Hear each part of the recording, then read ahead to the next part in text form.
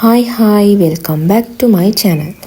යශෝදරා තෙරණින් වහන්සේ ගැන මම කලින් කරපු වීඩියෝ එකේ ප්‍රශ්න ගොඩක් අහලා තිබුණා.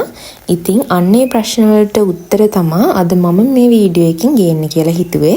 මුලින්ම කියන්න ඕනි යශෝදරා තෙරණින් වහන්සේගේ පිළිරුවක් තිබුණා හෝ නැතිව හරි හිතින් වන්දනා කරන්නත් පුළුවන්. ඒකෙන් ඔයාලට ලැබෙන්නේ එකම සැනසීම, එකම පින. ඉතින් මේ හැම දෙයකටම මුල අපේ හිතනේ. ඉතින් ෆෝන් එකකින් ෆොටෝ එකක් දිහා බලාගෙන වුණත් වන්දනා කරන්න පුළුවන්.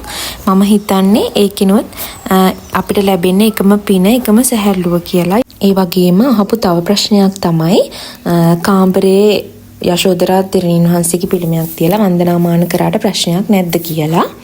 යශෝදරා තෙරණින් වහන්සේට වන්දනා කරන්න ඕනේ අනිවාර්යයෙන්ම මේ ස්ථානයේමයි කියලා නියමයක් නැහැ.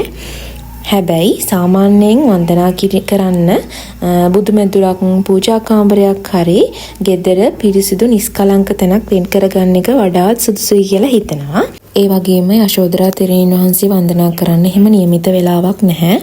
උදේ හරි හවස හරි Tamanට පහසු ඕනෙම වෙලාවක වන්දනා කරන්න පුළුවන්. ඒ වගේම වන්දනා කරනකොට මුලින්ම බුදුන් වහන්සේ වන්දනා කරලා ඊට පස්සේ යශෝදරා තෙරණින් වහන්සේ වන්දනා කිරීම තමයි පිළිවෙල.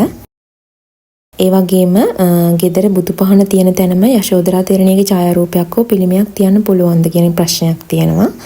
පුළුවන්. හැබැයි බුදුන් වහන්සේට මුල් තැන උසස් තැන දීලා ඊට පහලින් හරි පසකින් හරි යශෝදරා තෙරණින් වහන්සේගේ ඡායාරූපයක් හරි පිළිමයක් හරි තියලා වන්දනා කරන එක තමයි වඩාත්ම සුදුසු.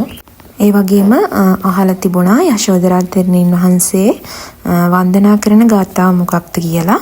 මම මේ ගාථාව කමෙන්ට් සෙක්ෂන් එකේ ඔයාලට දාන්නම්. ඉතින් මම හිතනවා යශෝදරා තෙරණින් වහන්සේ වන්දනා කිරීම ගැන පොඩි හරි අවබෝධයක් එන්න ඇති කියලා. ඉතින් අපි ඊළඟ වීඩියෝ එකකින් හමු වෙමු. බයි.